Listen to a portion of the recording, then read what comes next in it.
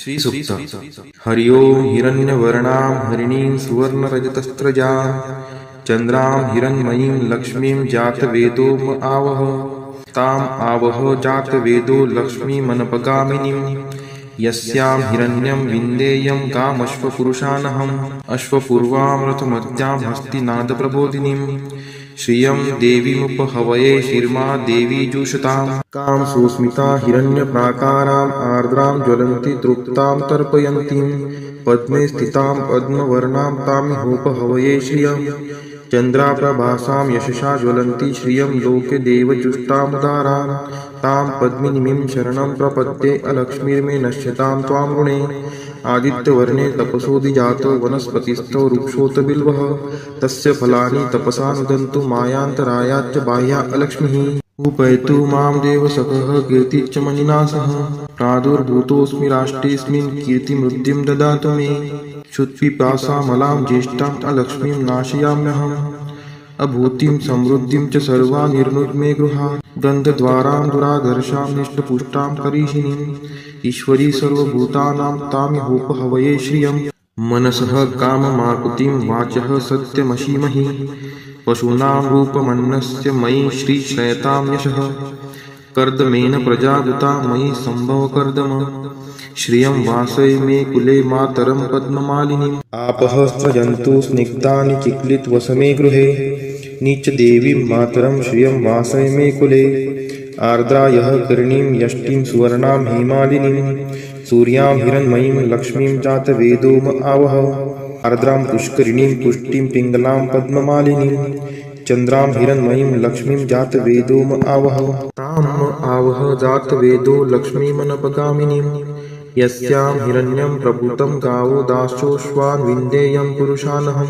यः शुचिः प्रयतो भूत्वा जुहुयादाज्यमन्वहं सूक्तं पञ्चदशर्चं च श्रीकामः सततं जपेत् फलश्रुति पद्मानने पद्मपुरु पद्माक्षि पद्मसंभवे तन्मे भजसि पद्माक्षि येन सौख्यमलभाम्यहम् अश्वदायै गोदायै धनदायै महाधने धनं मे लभतां देवी सर्वकामान् च देहि मे पद्मानने पद्मविपद्मपत्रे पद्मप्रिये पद्मदलायताक्षि विश्वप्रिये विष्णुनोनुकुले त्वत्पाद पद्ममयि सन्निधत्स्व पुत्रं पौत्रं धनं धान्यं हस्त्यश्वादिगवे रथं प्रजानां भवसि माता आयुष्मन्तं करोतु मे धनम् अग्निर्धनं वायुर्धनं सूर्यो धनं वसुः धनम् इन्द्रो बृहस्पतिर्वरुणं धनम् अस्तु मे वैनतेय सोमं पिबतु रुद्रः सोमं धनस्य सोमिनो मह्यं ददातु सोमिनः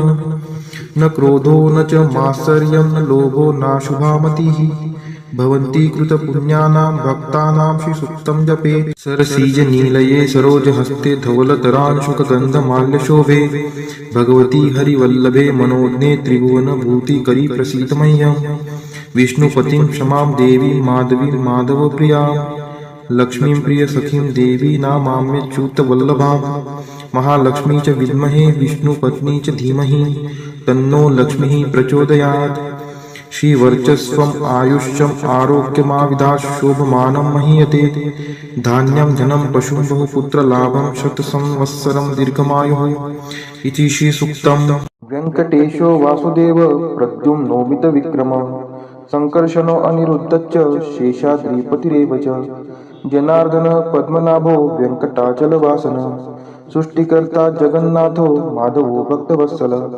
गोविन्दो गोपति कृष्णकेशवो गरुडध्वज वराहो वामनश्चैव नारायण अधोक्षज श्रीधर पुण्डरीकाक्ष सर्वदेवस्तुतो हरि श्रीनृसिंहो महासिंह सूत्रकार पुरातन रमानाथो महीभर्ता मधुर पुरुषोत्तम सोडपुत्रप्रिय शान्तो ब्रह्मादीनां वरप्रद श्रीनिधि सर्वभूतानां भयकृद्भयनाशनः श्रीरामो रामभद्रश्च भवबन्धैकमोचकः भूतावासो गिरावास श्रीनिवास श्रियपतिः अच्युतानन्द गोविन्दो विष्णुर्वेङ्कटनायकः सर्वदेवैकशरणं सर्वदेवैकदैवतं समस्तदेवकवचं सर्वदेवशिखामणि इतीदं कीर्तितं यस्य विष्णोरमिततेजसः त्रिकाले यः पठेत् नित्यं पापं तस्य न विद्यते।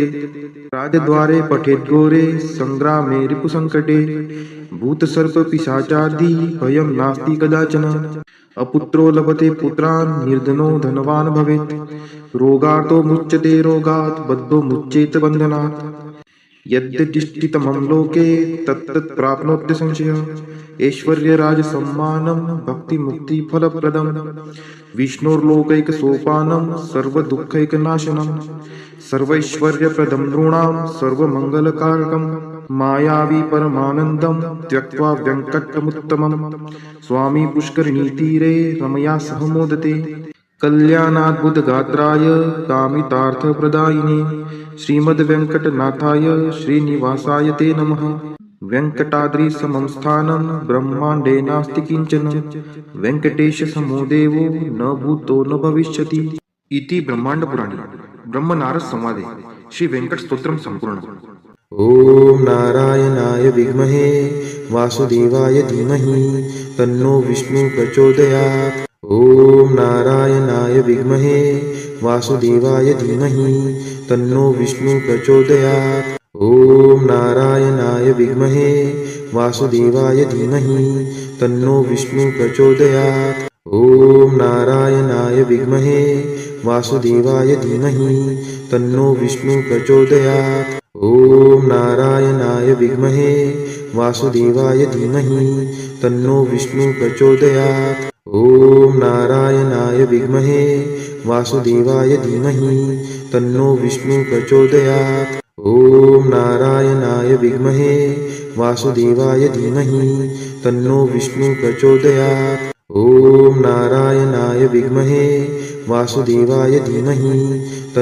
ॐ नारायणाय विद्महे वासुदेवाय धीमहि तन्नो विष्णु प्रचोदयात्। ॐ नारायणाय विद्महे वासुदेवाय धीमहि तन्नो विष्णु प्रचोदयात्। ॐ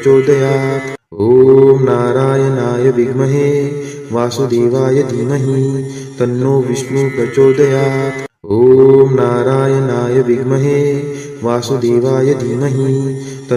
ॐ नारायणाय विद्महे वासुदेवाय धीमहि तन्नो विष्णु प्रचोदयात्। ॐ नारायणाय विद्महे वासुदेवाय धीमहि तन्नो विष्णु प्रचोदयात्। ॐ नारायणाय विद्महे वासुदेवाय धीमहि तन्नो विष्णु प्रचोदयात्। ॐ नारायणाय विद्महे वासुदेवाय धीमहि तन्नो विष्णु प्रचोदयात्। ॐ नारायणाय विद्महे वासुदेवाय धीमहि तन्नो विष्णु प्रचोदयात्। ॐ नारायणाय विद्महे वासुदेवाय धीमहि तन्नो विष्णु प्रचोदयात्। ॐ महालक्ष्मी च विद्महे विष्णुपत्नी च धीमहि तन्नो लक्ष्मी प्रचोदयात्। ॐ महालक्ष्मी च विद्महे विष्णुपत्नी च धीमहि तन्नो लक्ष्मी प्रचोदयात्। ॐ महालक्ष्मी च विद्महे विष्णुपत्नी च धीमहि तन्नो लक्ष्मी प्रचोदयात्। ॐ महालक्ष्मी च विद्महे विष्णुपत्नी च धीमहि तन्नो लक्ष्मी प्रचोदयात्। ॐ महालक्ष्मी च विद्महे विष्णुपत्नी च धीमहि तन्नो लक्ष्मी प्रचोदयात्। ॐ महालक्ष्मी च विद्महे विष्णुपत्नी च धीमहि तन्नो लक्ष्मी प्रचोदयात्। ॐ महालक्ष्मी च विद्महे विष्णुपत्नी च धीमहि तन्नो लक्ष्मी प्रचोदयात्। ॐ महालक्ष्मी च विद्महे विष्णुपत्नी च धीमहि तन्नो लक्ष्मी प्रचोदयात्। ॐ महालक्ष्मी च विद्महे विष्णुपत्नी च धीमहि तन्नो लक्ष्मी प्रचोदयात्। ॐ महालक्ष्मी च विद्महे विष्णुपत्नी च धीमहि तन्नो लक्ष्मी प्रचोदयात्। ॐ महालक्ष्मी च विद्महे विष्णुपत्नी च धीमहि तन्नो लक्ष्मी प्रचोदयात्। ॐ महालक्ष्मी च विद्महे विष्णुपत्नी च धीमहि तन्नो लक्ष्मी प्रचोदयात्।